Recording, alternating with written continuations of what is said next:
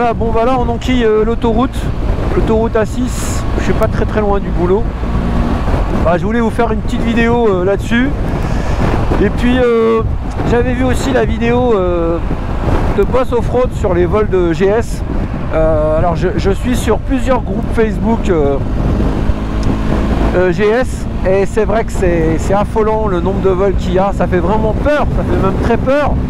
Le dernier qui a posté un truc sur le groupe là, GS France, il disait que s'était fait voler 2 motos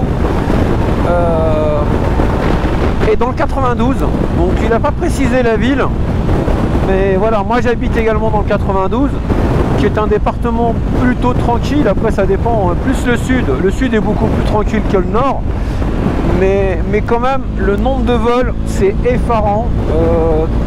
La GS elle a vraiment trop de succès. Et puis quand on vole pas le véhicule en lui-même, eh ben on vole l'écran TFT, on vole le pot à crasse, ça bien sûr c'est classique, on vole les valises, enfin c'est en région parisienne, c'est incroyable apparemment. Enfin moi de toute manière mes motos, je les ai toujours à vue, et la personne qui tente quoi que ce soit, je peux vous dire que je suis jamais très loin, et je risque de lui tomber dessus, mais méchamment quoi. Donc je suis plutôt très gentil, mais faut pas toucher à ce qui m'appartient, ça c'est clair.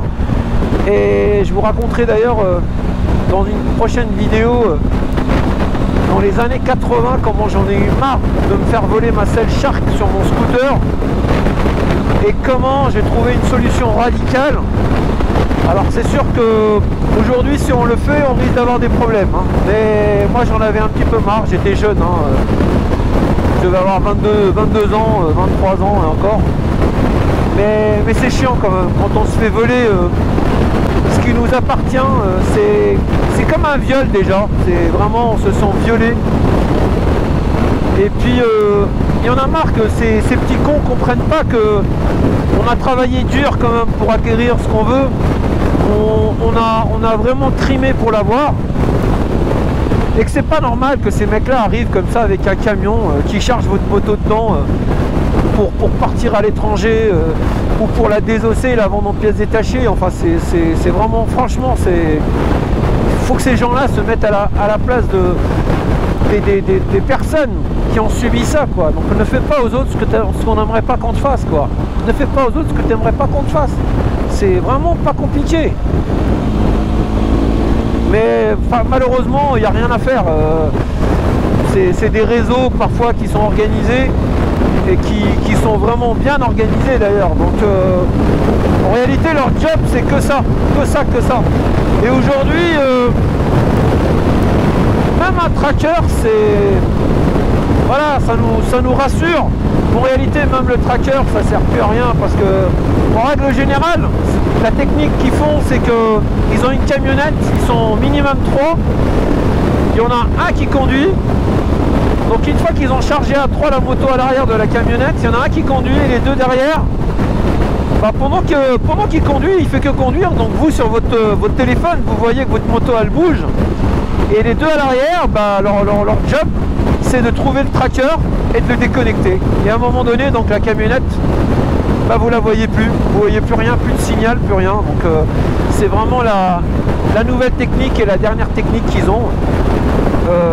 Et même si vous appelez la police, de toute manière, entre temps, le mec il fait que zigzaguer, il fait que prendre la route, il tourne en rond. En réalité, il va pas à l'endroit où il va déposer la moto, hein. Tant que les deux derrière n'ont pas déconnecté le tracker, il continue de rouler. Ça c'est vraiment la technique, la dernière technique. Et malheureusement, bah, qu'est-ce qu'on peut faire contre ça? Pas grand chose. C'est vrai que c'est pour ça qu'il faut les retarder, et au maximum. Et du coup il faut vraiment attacher sa moto à un point fixe. Ça c'est vraiment le minimum syndical, je dirais. Il faut l'attacher à un point fixe, mettre une bonne chaîne, vraiment bien costaud, même s'ils viennent à la disqueuse et qu'ils finissent par la couper, hein. De toute manière rien n'est imparable, hein.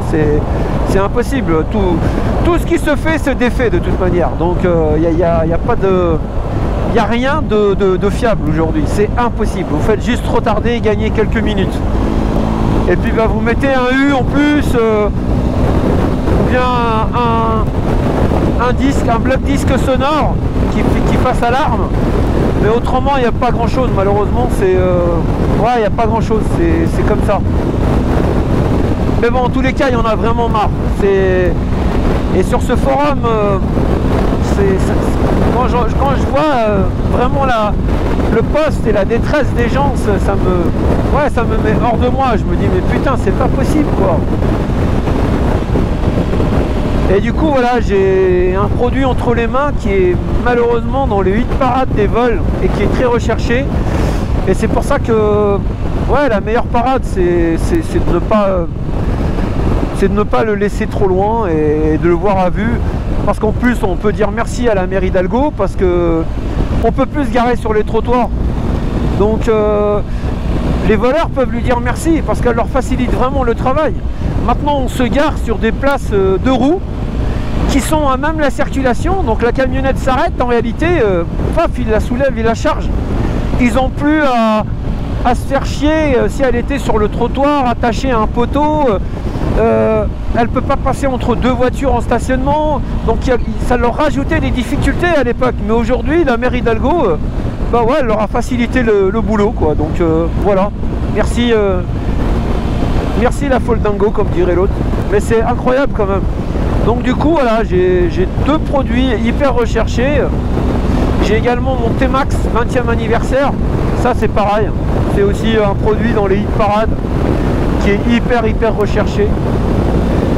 Et pareil, il faut pas le laisser partout malheureusement. C'est malheureux quand même de parler comme ça. On peut même pas aller dans certains endroits avec, parce que y a aussi des agressions hein. Donc moi personnellement j'ai jamais subi ça. Une fois à Saint-Denis avec mon VMAX 1700, il y a eu 3 T-Max autour de moi avec 2 personnes sur chaque véhicule. Et c'est des mecs en réalité qui font que ça. Mais voilà, je sais pas, ce jour-là, j'aurais tenu tête gentiment. Donc voilà, il faut pas leur montrer que vous avez peur. Donc j'avais bien fixé les 2 mecs sur ma droite et ma gauche. Et dans mon rétro, je regardais le dernier scooter qui était derrière moi. Parce que celui-ci, je le voyais pas. J'essayais de voir si on a un qui allait descendre quoi. Donc finalement, le mec il m'a juste dit il est magnifique votre VMAX 1700. Moi j'avais déjà la première d'enclencher. Mais leur technique, voilà, ces mecs là en réalité, bah pareil, hein, ils vont dans le 16e, ils voient une petite nénette sur un petit Piaggio, ils la foutent par terre, ils lui prennent, hop, ils reviennent et puis ils vont chercher, voilà, ils vont chercher autre chose toute la journée. Mais c'est quand même inadmissible de ne pas pouvoir avoir bah, quelque chose quoi, quelque chose qu'on a envie, qu'on aime. Qu'on a fini par s'acheter, puis et ce qu'on a entre les mains, c'est pas donné quoi. Je veux dire, les motos aujourd'hui sont de plus en plus chères, c'est incroyable. C'est même plus cher que pas mal de voitures. Donc c'est ça qui est fou quoi. Mais bon, voilà les amis. En tous les cas, moi je voulais juste vous emmener un petit peu avec moi en balade. Donc là je suis quasiment arrivé. Cette semaine il va faire super beau, c'est les vacances scolaires, donc moins de circulation sur la route, donc ça va être vraiment sympa. Et on va pouvoir faire tourner l'ensemble des machines, que ce soit les 2 VMAX, le T-Max et puis la GS, histoire de les faire tourner. Bah là de toute manière elles prennent un peu de poussière et puis il faut que je les emmène laver là, ça m'énerve. Franchement depuis un certain temps je m'en occupe plus, alors que d'habitude bah, je les lavais au moins minimum 1 fois par semaine, voire toutes les 2 semaines. Mais bon, ça va revenir. Allez, à très bientôt, au revoir. Hop. Vous avez vu les amis comment c'est dangereux là? Franchement, faut vraiment faire attention hein. On est dans une zone industrielle, hein. C'est vide, il n'y a personne quasiment. Bon, il y a des camions qui chargent des véhicules qui sont là que pour ça. Bah d'ailleurs, moi je suis arrivé au boulot là, donc je vais avoir quelques transporteurs je pense aujourd'hui. Mais vous avez vu, même le mec c'est un stop hein, quand même. Et malgré ça il grille le stop quoi, c'est fou hein.